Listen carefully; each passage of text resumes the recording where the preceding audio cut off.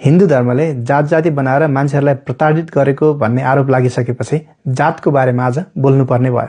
र यो जात जातिको जुन व्यवस्था छ यसलाई झन बलियो बनाउन अंग्रेजहरूले कस्तो भूमिका खेले भन्ने विषयमा जान्न जरुरी छ। अब फेरि अंग्रेजको कुरा आयो।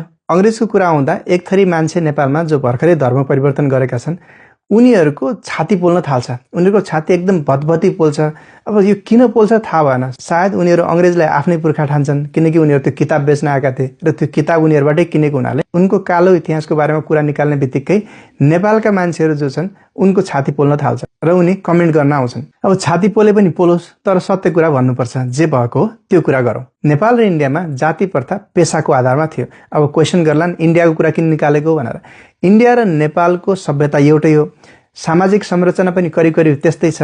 त्यसैले इन्डियामा भएका धेरै कुराहरूको असर नेपालमा पनि पर्छ र नेपालमा जाति प्रथा कसरी सुरु भयो अथवा कसरी जरो गाड्यो भनेर बुझ्नका लागि इन्डियाको इतिहास बुझ्नुपर्ने हुन्छ। त्यसैले छोटकरीमा पहिले इन्डियाको इतिहासको कुरा गरौँ। इन्डियाका विभिन्न समाजहरूमा जाति प्रथा आफ्नै किसिमका थिए। अलग अलग समाजमा अलग अलग जातिहरू थिए र अलग अलग जातिहरूका अलग अलग पेशा थिए। अलग अलग समाजमा अलग अलग जात र थरहरू थिए भनेर कसरी पनि बुझ्न सकिन्छ भनेपछि नेपालमा फलामको काम गर्नेलाई कामी भनिन्छ र इन्डियामा त्यसैलाई लोहार भनेर भन्ने गरिन्छ। यसरी हरेक समाजमा आफ्नै किसिमका जातिहरू थिए र उनीहरू आफ्नै किसिमका पेशा गर्थे र समाज चलिरहेको थियो। समाज प्रगतिशील हुन्छ। केही समयपछि समाज परिवर्तन हुन्थ्यो होला।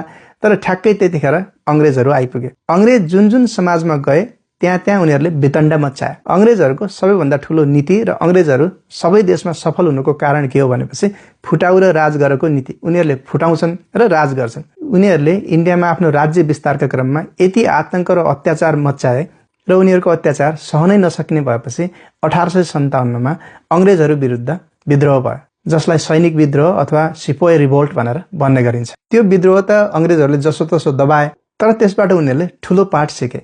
त्यो विद्रोहमा सम्पूर्ण जात जातिहरू एकबद्ध भएर अंग्रेजको विपक्षमा लडेका थिए र त्यसैबाट अंग्रेजहरूले अर्को नीति के ल्याए भनेपछि अब यी जात जातिहरूलाई वर्गीकरण गरिएन भनेपछि यिनीहरूलाई फुटाइएन भनेपछि भोलि यसरी नै एकबद्ध भएर हाम्रो विरुद्ध उभिनेछन् र हाम्रो शासन खतरामा पर्नेछ भन्ने उनीहरूलाई लाग्यो र त्यसैको परिणाम स्वरूप उनीहरूले 1901 मा जनगणना गरे र त्यही हो पहिलो जातिगत जनगणना इन्डियामा भएको।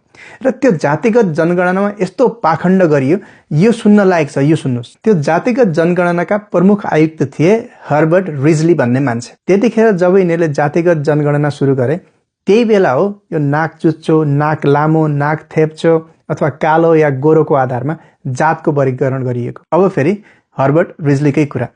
उनले इन्डियामा रहने सम्पूर्ण मान्छेलाई दुई भागमा वर्गीकरण गरे। एउटालाई